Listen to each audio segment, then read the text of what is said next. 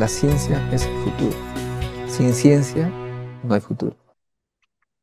Hola amigos, soy Modesto Montoya, director y conductor del programa Encuentro con la Ciencia, el programa que promueve la ciencia, la tecnología y la innovación en el Perú y, por qué no, en el mundo entero.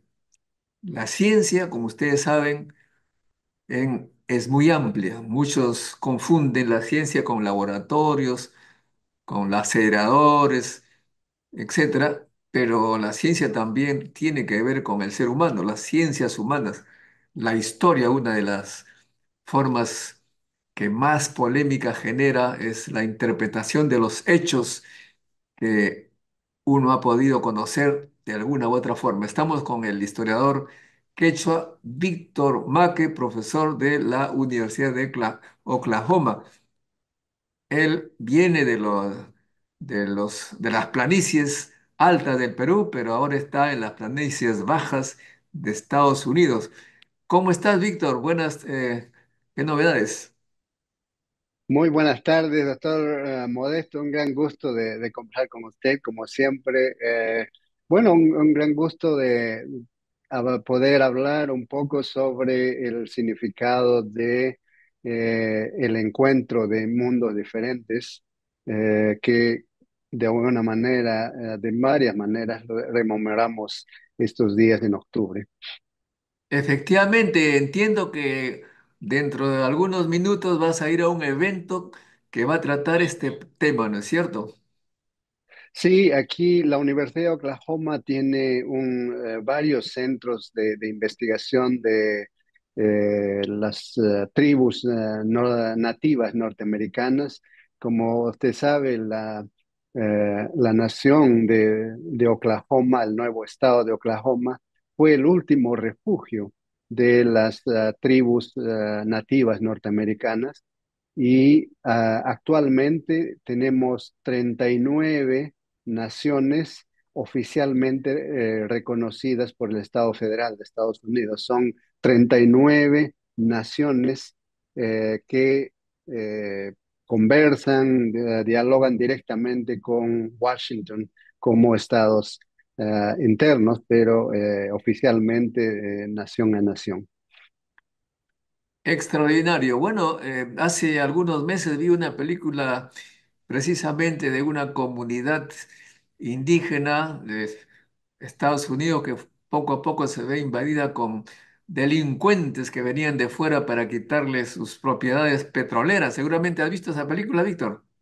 Sí, sí, Killers of the Flower Moon se llama, sobre los Osage, como el sector europeo norteamericano, viendo la riqueza petrolera que tiene la tribu en donde está ubicado en el norte del estado de Oklahoma ahora, fueron a quitarles los terrenos por varios modos, y uno de los modos que encontraron fue casándose con mujeres nativas y lentamente envenenándolas a ellas y a sus familiares para legalmente, entre comillas, heredar las tierras y las riquezas. Y eso muestra en esta película de Killers of the Flower Moon. Fenomenal, uf.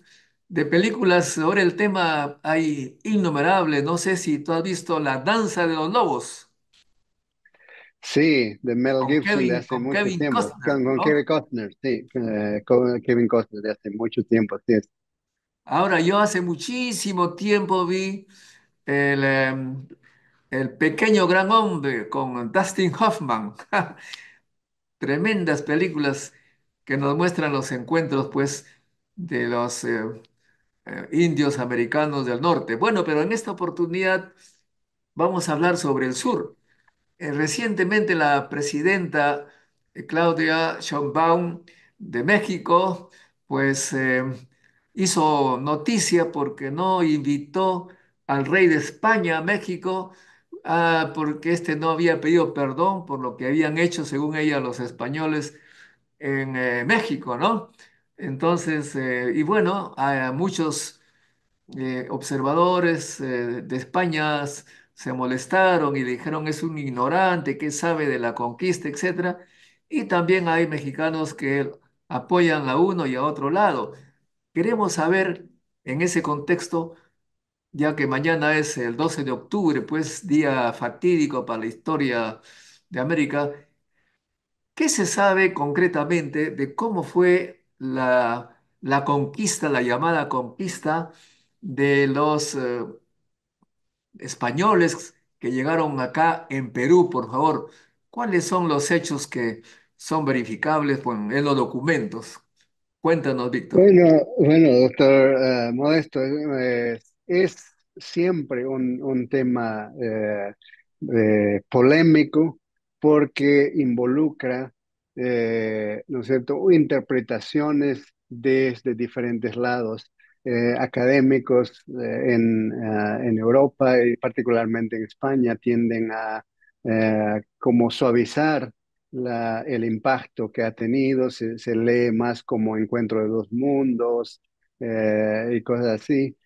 Los académicos más bien del Nuevo Mundo, de las Américas, particularmente de Latinoamérica, eh, vemos estos eventos de manera eh, llamándolos conquista, invasión, ¿no es cierto?, de esas fuerzas en inicios de los años 1500. Sin embargo, un título simbólico que se ha cambiado en los últimos años es, ¿no es cierto?, que oficialmente las instituciones, naciones y escuelas eh, celebraron, y a nosotros como niños en las escuelas nos hicieron celebrar el día del descubrimiento de América por Cristóbal Colón. Entonces hicimos actividades, diferentes tipos eh, de presentaciones de cómo fue este evento. Ahora, en diferentes partes, ¿no es cierto?, de nuestras Américas, incluso en los Estados Unidos desde el 2021, es oficialmente reconocido como el Día de los Pueblos Indígenas para reemplazar el día de Cristóbal Colón, como se reconocía antes. Creo que ese cambio es simbólico, pero para nosotros que estudiamos la historia y tratamos de entender e interpretar para entender mejor las condiciones que han posibilitado el desarrollo de las civilizaciones y la vida actual de nuestras naciones, es importante porque rompe esa figura simbólica de un momento, de que ocurrió en una fecha, un día en específico, en el caso de la conquista del Imperio de los Incas, por ejemplo, en el Perú y en los Andes, se conmemora este evento, ¿no es cierto?, dibujado en varias maneras, la captura de Pizarro a Atahualpa, en Cajamarca. Pero cambiando ese evento, porque un evento así no marca eh, todo, cambiando la fecha para centrarla como el día que conmemoramos a los pueblos indígenas, permite entonces abrir la historia a cuáles han sido los aportes de las comunidades andinas en los últimos 10.000 años de existencia de la humanidad en los Andes, ¿no? Entonces está estudiado que después de la edad de hielo, los últimos 12.000, 10.000 años, la humanidad ha establecido poco a poco sus comunidades iniciales en diferentes partes de los Andes. Entonces, creo que el romper ese simbólico día en que uno asumía como el descubrimiento, conquista o invasión, permite entonces ampliar la discusión y reconocer los aportes de las varias comunidades, civilizaciones complejas del pasado, como las civilizaciones pequeñas, las comunidades en diferentes partes, en la costa del Perú y en los Andes. Entonces, realmente lo que me parece que es fundamental es reconocer el aporte de las comunidades indígenas que han hecho posible la vida en lo que conocemos como el Nuevo Mundo y conocemos ahora los Andes y los diferentes países. Bueno, claro, obviamente. Hay varios términos que están totalmente fuera de la verdad, ¿no? Cuando uno habla descubrimiento de América, es como si que los originarios, los que estaban acá, no habían descubierto nada. Los verdaderos descubridores de América fueron, pues, los indios americanos, obviamente, ¿no? Así como en este momento, por ejemplo, podríamos decir los descubridores del Amazonas. Eh, Será tal vez por la gente que está fuera del Amazonas, ahí hay gente que vive, los llamados no contactados, ya lo descubrieron. Son esos terrenos donde ellos están, son sus propiedades, ahí han vivido, han hecho la agricultura, que ha sido toda una infraestructura para sobrevivir. Más bien, eh, antes que descubridores, podríamos decir los invasores, ¿no? Actualmente en la selva del Perú, de una manera atroz, se está invadiendo los terrenos de los indígenas, se les está contaminando sus aguas, sus ríos, cortando sus árboles sin ningún respeto. Es decir, la famosa colonización atroz que ocurrió hace 500 años, aparentemente continúa, así como también tú recuerdas en Estados Unidos. Mucho tiempo después del descubrimiento seguían esas invasiones de los terrenos y la riqueza de los indios. Bueno, pero la contribución de los indios obviamente es muy grande. Sin embargo, ¿cuáles fueron los efectos de la colonia en el Perú exclusivamente? Porque primero, ¿cómo se hizo? Porque se sabe muy bien que no hubo una batalla campal entre indios y españoles. Dice que 200 españoles vencieron al Imperio Incaico. Realmente había pues más bien batallas de indios contra indios dirigidos, asusados por los españoles, me parece, ¿no? Sí, bueno, los estudios que se han hecho de los escritos de los propios españoles, llegados inicialmente en esa primera ola de conquistadores, eh, cuentan de cómo han establecido relaciones con las comunidades, por ejemplo, en la parte norte, ¿no? Del Imperio Inca en ese entonces, que habían sido recientemente conquistados o incorporados bajo el dominio inca por Inca Huayna Capac, el papá de Huáscar y Atahualpa. Entonces, él expandió tremendamente, consolidó el poder del Estado Inca e incorporó toda la parte norte de Tumibamba, ¿no? Lo que ahora conocemos como Ecuador y la parte sur de Colombia, fueron incorporados recientemente antes de la llegada de los españoles. ¿Cómo pasa por supuesto, en ese momento, los pueblos recientemente incorporados no están completamente de acuerdo con el nuevo poder reinante y hay resistencias, hay ganas de resistir y vengar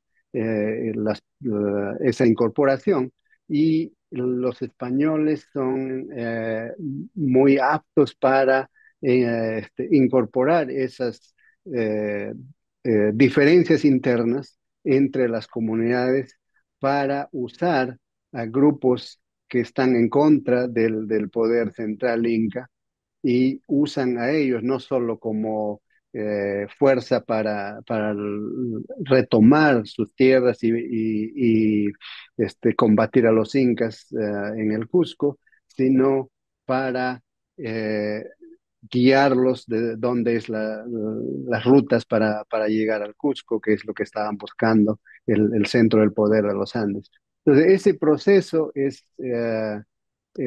recogemos en diferentes documentos, ¿no? Un documento muy interesante de la época muy temprana del establecimiento de la colonia es de la serie de las visitas, ¿no? Los españoles implementaron un sistema de visitas en toda la región de lo que luego se llamó el Virreinato del Perú.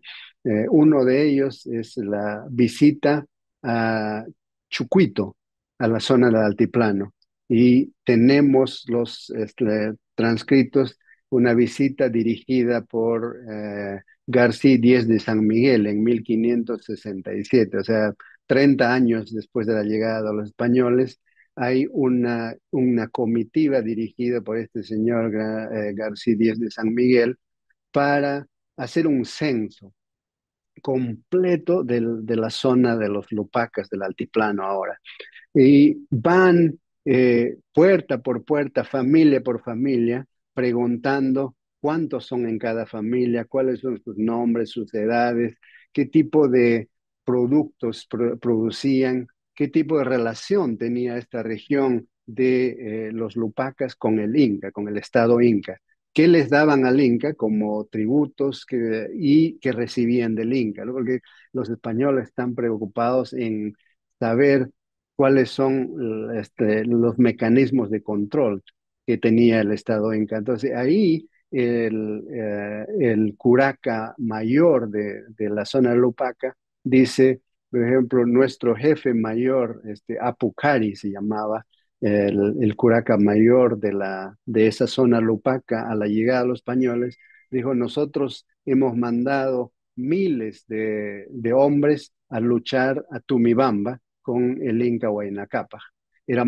Somos el segundo en comando después del Inca, porque Apucari, el curaca mayor de la zona Lupaca, ha mandado a una de sus hijas como esposa del Inca, y por ello y el poderío que ellos tenían, porque controlaban toda la zona del altiplano, toda la costa del sur del Perú, lo que es ahora Moquegua, Tacna, al norte de Chile, todo eso fue zona Lupaca, controlada por la zona Lupaca y lo que es Bolivia, ¿no es cierto?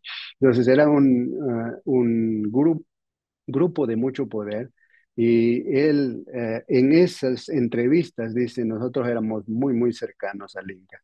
Y del Inca recibimos regalos constantemente, trajes especiales que él recibe de otras regiones, y nosotros hemos mandado siempre eh, carne de alpaca. La zona Lupaca era un poder alpaquero muy fuerte. En un momento dice, por ejemplo, en esa entrevista que ya no había lugar en el altiplano donde pastar a las alpacas. Pero en los primeros 30 años de establecimiento de los españoles en la región, con las guerras civiles entre eh, eh, Pizarro y Almagro, por ejemplo, que van por esa zona y consumen, ¿no? De estos grupos de gente que van con ellos, son como tropas de soldados, y hay que alimentar, darles ropa, darles servicio todo ese tiempo. En 30 años de ocupación en esa región, la cantidad de animales que tenían la zona Lupaca, por ejemplo, es casi diezmada por ellos, ¿no?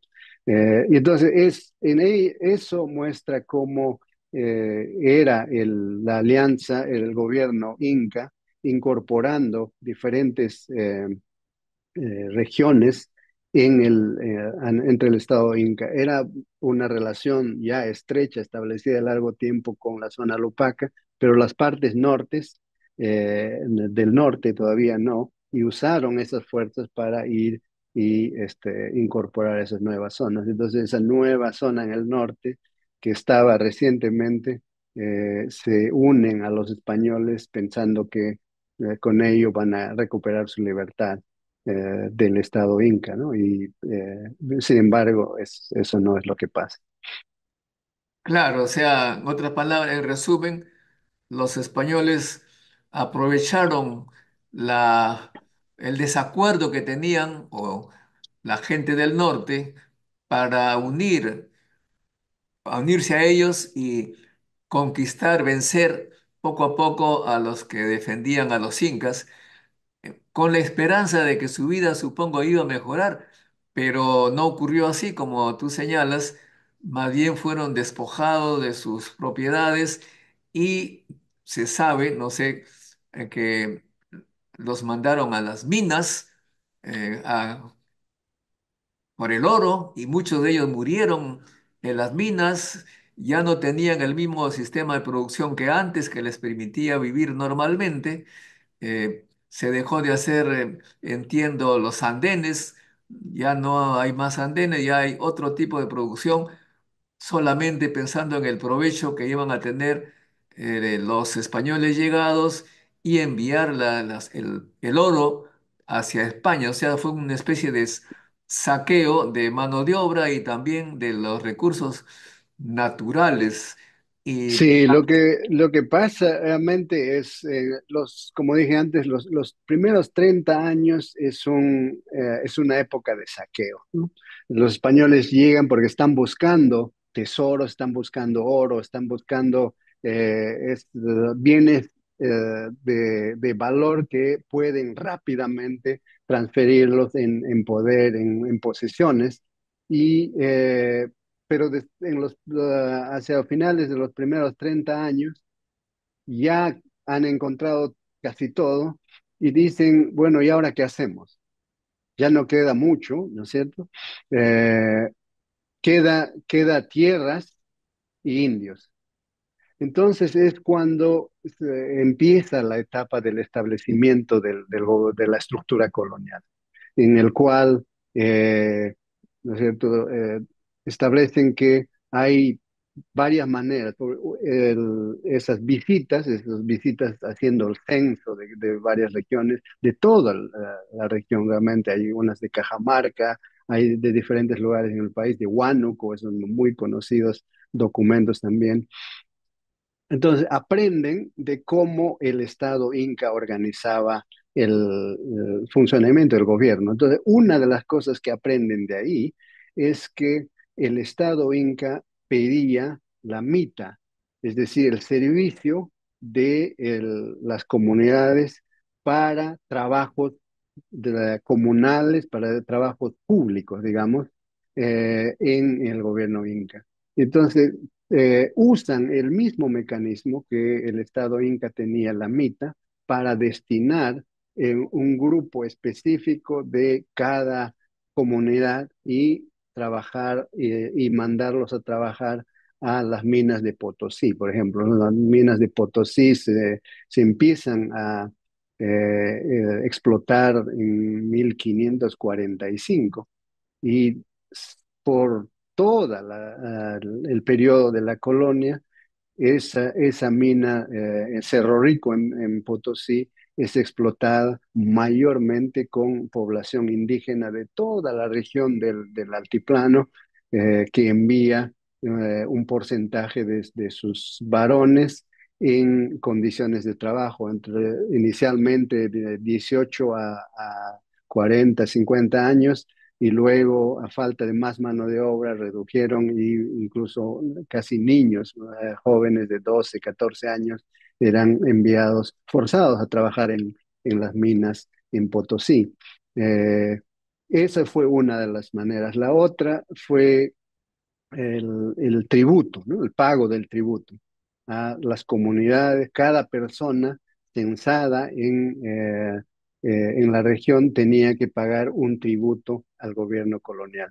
Y eh, tenía que pagar ese tributo, se pagaba 2 veces al año durante las fiestas de San Juan en junio y durante las fiestas de Navidad en diciembre, ¿no? Cada 6 meses se juntaban para la celebración de esas fechas y tenían que llevar el tributo. Entonces, la, la mita para ir a trabajar a las minas y el tributo y luego el trabajo de servicio para los españoles fue, digamos, los pilares del sistema que sostuvo la colonia por esos 300 años. Ahora, claro, se cambió obviamente la estructura de la producción económica y se ha estimado, alguna vez leí por ahí, que la población fue reducida prácticamente de 10 a uno. O sea, hay documentos que señalen algo más, digamos, verificable, algún documento histórico, apreciación de esa época. No tenemos números exactos, sin embargo, estimaciones en base a justamente una de las fuentes son esas visitas hechas donde se ha contado y recontado la población originaria varias veces. Entonces, se estima que a la llegada de los españoles en la región del incanato, había más o menos 10 millones. Es como un estimado demográfico más o menos razonable. Hay algunos que han estimado menos 7 millones, algunos que han estimado 15 o más millones. 10 millones parece bastante más razonable basado en esos datos. En esas visitas que se hizo, por ejemplo, muchos de los curacas tenían los quipos, ¿no? Tenían sus quipos, que eran sus sistemas de contabilidad de todo lo que tenían en su región. Entonces, ellos sacaron sus quipos y había un oficial encargado del quipo que se llamaba el quipo Camayo, y él explicó a los visitadores españoles, explicando qué significaba cada uno de esos quipus que contaba la población en ese momento, también recontaba la población que había en la generación anterior, la cantidad de animales que tenían, alpacas, llamas, por ejemplo, en la zona del altiplano, la cantidad de chacras que tenían, los tipos de alimentos que tenían. Entonces, todo eso está transferido en esos documentos llamados las visitas. Entonces se estima que hay más o menos 10 millones, y hacia el final de la colonia los estimados son, como usted bien ha dicho, más o menos de 10 a uno, que había alrededor de 1 millón de pobladores en las comunidades indígenas hacia el finales de la colonia. Muy bien. Hay algunos historiadores u opinólogos que le llaman ahora, dicen, menos mal que fueron los españoles que vinieron acá, porque si hubieran venido los ingleses nos exterminaban a todos. Bueno, a mí me parece totalmente diferente, porque acá en el Perú y en México habían estados, o sea, hay cantidad de gente bien organizada, que de verse atacados como ocurrió en Estados Unidos, creo que la reacción no hubiera sido la misma, no hubiera habido alianzas. En cambio, en Estados Unidos habían, me parece, tribus un poco aisladas y llegaban y los aniquilaban. Como ocurrió también en Argentina. En Argentina habían muchas, eh, digamos, poblaciones indígenas también separadas, sin un estado organizado. Ahí sí que exterminaron casi a todos, ¿no? La gente de España y sus descendientes. Sí, sí, bueno, la historia contrafactual, digamos, uno puede imaginar qué cosas hubieran podido pasar, es por supuesto algo que se puede opinar pensar cosas que habían podido pasar, pero lo que conocemos, como usted ha señalado, es los impactos en el proceso de desarrollo que estas sociedades han estado llevando a cabo en los Andes, por ejemplo, en el caso de Perú, ¿no es cierto?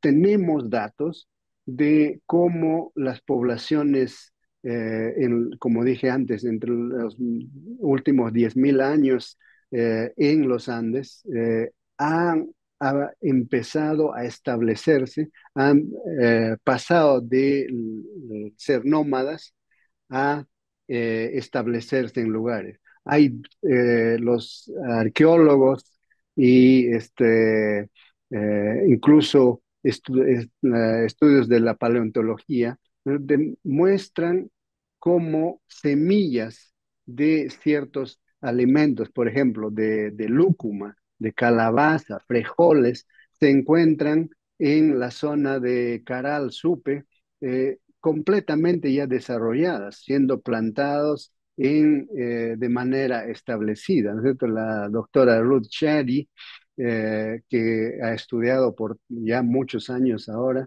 la cultura Caral Supe, demuestra cómo estos productos eh, eran plantados y ya era una comunidad compleja establecida en el lugar.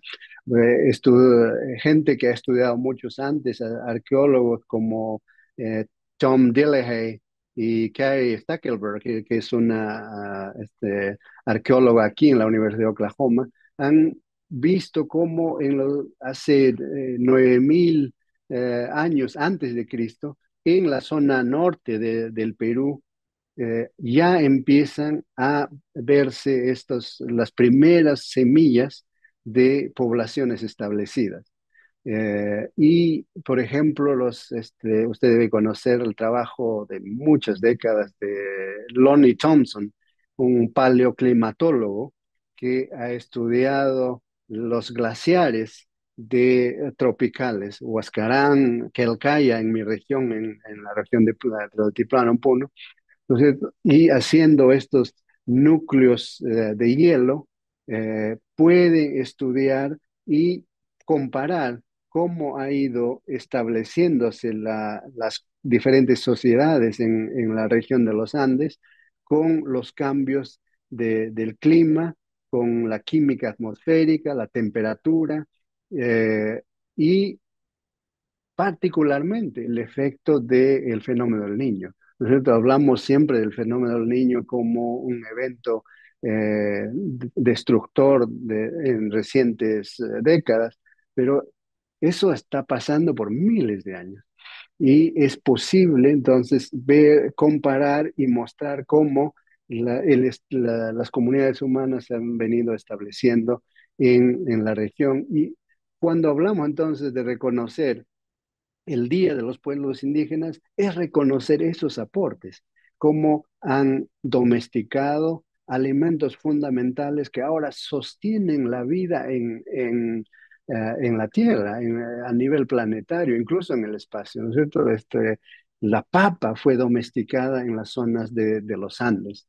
Ahí tenemos el Centro Internacional de la Papa, ha documentado más de 4000 variedades de papas que existe en la región. La quinoa, que es un grano milenario, también se ha domesticado y usado como alimento con muchas variedades por esas comunidades indígenas. Entonces, eso es lo que me parece que es importante ver cuando hablamos el Día de los Pueblos Indígenas, es reconocer el aporte que ellos han hecho. En la agricultura, el gobierno inca ha estabilizado y, digamos, ha profesionalizado la agricultura en estas estructuras como los andenes en las zonas, en las laderas de los cerros, zonas que eran difíciles para manejar para agricultura antes, pero que muchas sociedades anteriores ya habían empezado a establecer. También en las zonas inundables han hecho los guaruguaru o los camellones para levantar eh, suelos para plantar y de esa manera mantener áreas inundables en zonas de agricultura. La hidrología, el manejo del agua para irrigación en lugares que aún ahora con la hidrología moderna es difícil manejar, han sido posibles de desarrollar. Esas contribuciones que habían ya establecido ellos se ha detenido por de esos 300 años de la colonia. Esos son, yo creo, los problemas que hay que ver, investigar y acercar los logros de la ciencia ahora universitaria, de las ciencias aplicadas que pueden desarrollar herramientas, innovaciones para mejorar las condiciones, por ejemplo, de la agricultura, tendrían que ponerlas en conversación con las ciencias que se llaman tradicionales, que han desarrollado las civilizaciones anteriores a la conquista en la región de los Andes. No, sí, efectivamente, cuando uno ve los avances que estaban realizando los, las civilizaciones pre-incas y hacemos una especie de proyección, de extensión hacia el futuro, esos pueblos pues eran inventores, investigadores, la ciencia, podríamos decir, eran aplicadores de la ciencia y que todo lo que usted ha contado nos habrían hecho pensar en esa época, vamos hacia arriba. Todo eso se interrumpió. Y claro, como conclusión, no hay por qué celebrar el encuentro, entre comillas, encuentro, sino más bien hay que recordar las contribuciones que han hecho los originarios, los pueblos originarios de América y que desafortunadamente fueron reemplazados por otro sistema menos científico y finalmente estamos ahora pues sufriendo las consecuencias de una especie de creencias, de ideologías, de manera de pensar, de culturas que no permiten a la América Latina surgir. Estamos inmersos en corrupción, en una serie de temas problemáticos como consecuencia de una cultura difícil de deshacerlos. Claro, nosotros somos en la casi totalidad del Perú, somos mestizos en el sentido que genéticamente todos los peruanos tenemos genes de los indígenas, excepto los que han llegado recién o sus padres han llegado recién. Todos tenemos genes indígenas, pero lo que estamos ahora hablando es la parte cultural, cómo es que ha tenido, cuáles han sido las consecuencias de ese cambio de cultura. Y por lo tanto, viene la pregunta para ir terminando la entrevista por esta vez. No hay por qué celebrar el 12 de octubre, pero hay por qué celebrar la independencia, estimado Víctor, de acuerdo a los criterios historiadores. Creo que es muy importante recordar que ha sido una transición muy difícil, la época del el proceso de independencia. Igual, no es un día, una fecha, no es el día en que, según nuestra historia de las escuelas, San Martín el 21 de julio, 28 de julio del 21 declara la independencia del Perú. Es un proceso bastante más largo. Son los levantamientos y resistencia indígena desde más sistemáticamente desde los años 1740, ¿no? Juan Santos Atahualpa en el centro de los Andes del Perú empieza sus movimientos en 1742 con las ideas claras de que los españoles tienen que volver a España, los esclavos africanos deben ser regresados a África y nosotros, los nativos, debemos ser capaces de organizarnos y gobernar nosotros mismos. Las ideas de cambiar radicalmente las condiciones de la organización de la sociedad colonial empiezan desde esos momentos. Luego Tupac Amaru, 40 años más tarde, ¿no es cierto? En los 1780, los movimientos son en toda la región andina para desarmar, desarticular el poder colonial. No es solamente 1821, es un proceso largo de marchas y contramarchas marchas que hacen posible, facilitan el contexto para que ya un sector de los que están en los años 1810 y 20 culminan el proceso de cambiar el gobierno colonial. Y como sabemos, para las comunidades indígenas, para los sectores rurales, las condiciones no cambian de mucho eh, con la era republicana. El, Pero peor, eh, peor, parece que con la llamada independencia, más bien, muchas comunidades perdieron sus propiedades comunales que habían sido reconocidas por el rey. Cuentan los historiadores que en algunas regiones, por eso las comunidades estaban contra esa independencia, especialmente en la región de Ayacucho. Sí, es verdad. El- la estructura colonial, la comunidad, las tierras comunales de manera colectiva, de posesión colectiva, son reconocidas y la comunidad como comunidad paga tributos al gobierno colonial por eso. La era republicana, lo que se intenta es que cada individuo se individualiza la propiedad y que cada individuo sea dueño de un territorio si es que lo tiene y que pueda ser reconocido de ese modo. Y ya no hay entonces el cierto nivel de protección que había para los territorios comunales. Y el mismo tributo que se pagaba durante el tiempo colonial, se pagaba al gobierno colonial y con la independencia se declara que, bueno, eso, el tributo fue uh,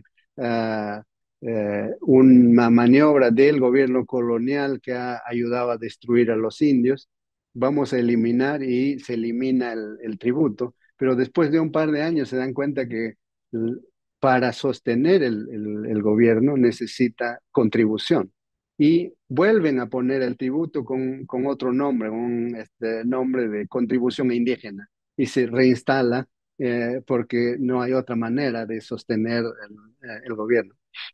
Bueno, y muchos indígenas, después de ser propietarios, se convirtieron en peones y casi esclavos de los hacendados, que fueron los que se apropiaron de esos grandes terrenos en varios lugares del Perú, ¿no? Así es, doctor Jesús, Modesto.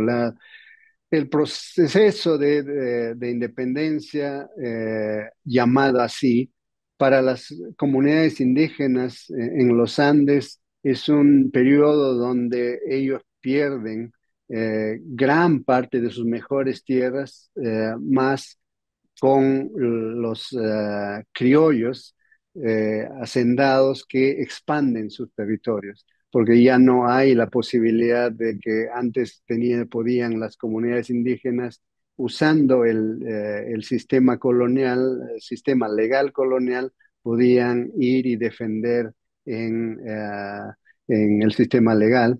Ahora es el nuevo Estado recién se está estableciendo y no hay manera para ellos de litigar y defender sus terrenos, entonces pierden gran parte de sus territorios eh, inmediatamente después de lo que se llama la independencia. Ahora, hablando sobre la película que recordaba hace un momento, que la expropiación, entre comillas, vía matrimonio de las riquezas petroleras de los indios norteamericanos, ahí también es interesante ver la diferencia, dado que el oro estaba en el territorio de los indígenas peruanos. Sale una ley según la cual lo que está bajo tierra no son de los propietarios del lugar, sino más bien del Estado. Mientras que en Estados Unidos las comunidades que han quedado, se les reconoce la propiedad del subsuelo.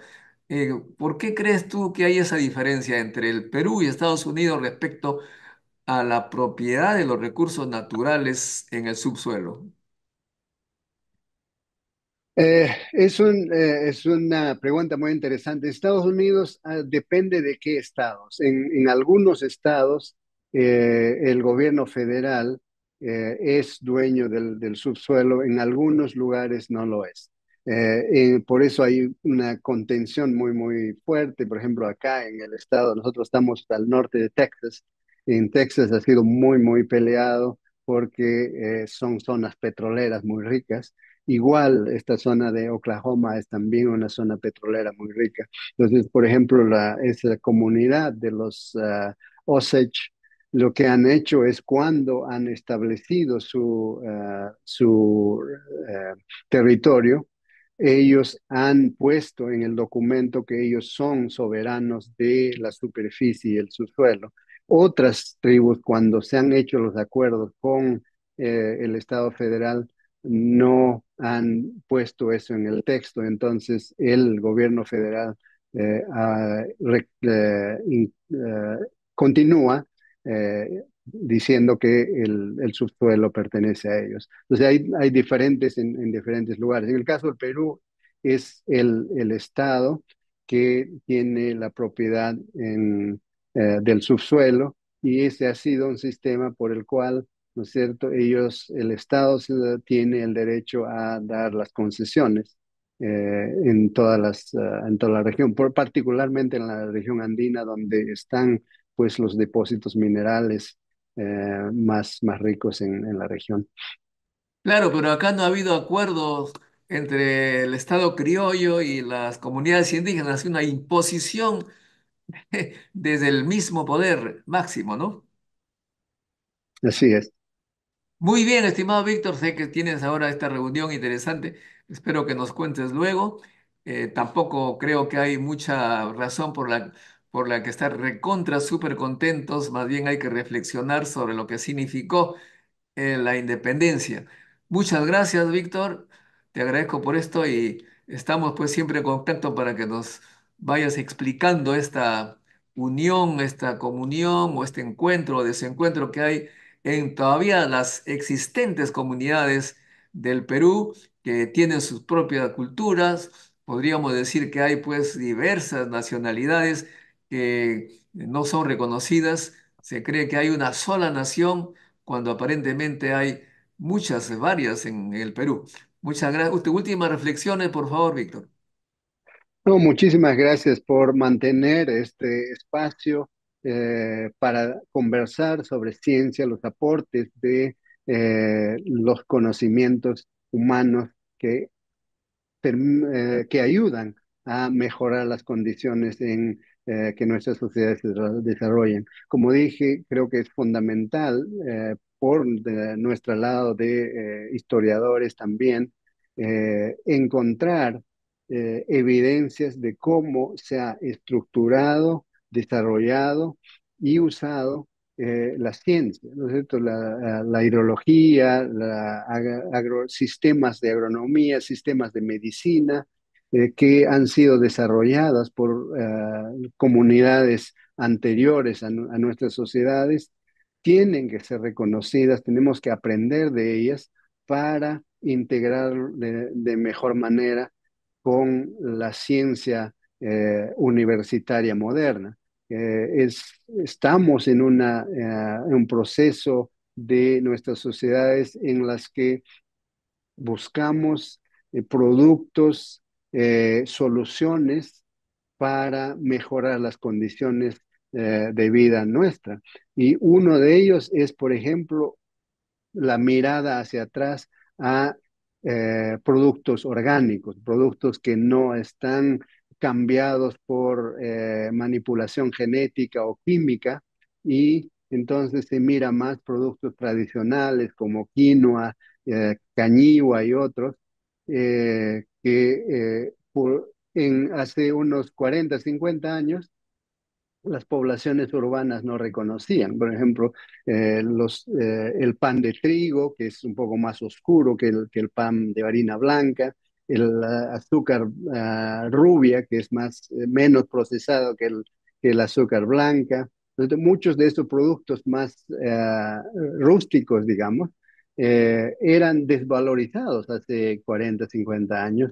En mi región del altiplano, en el Perú, por ejemplo, en las zonas urbanas no se comía pan de trigo. Se decía, no, eso es para los indios, eso para el campo. Nosotros comemos, en el pueblo se comía pan blanco, ¿no? Pura Y ignorancia, ahora las cosas son pura, diferentes. pura ignorancia, efectivamente. La ignorancia nos ha costado caro, La quinoa, que es súper poderosa en proteínas, era mirado también hacia abajo. En fin, hay muchas cosas que discutir. Muchas gracias, Víctor. Será hasta un próximo encuentro con la ciencia. Ha sido Víctor Maque, profesor de historiador quechua, que trabaja en la Universidad de Oklahoma. Con nosotros, amigos, será hasta un próximo encuentro con la ciencia. Chao. Muchas gracias, nos vemos esto. Hasta luego. La ciencia es el futuro. Sin ciencia no hay futuro.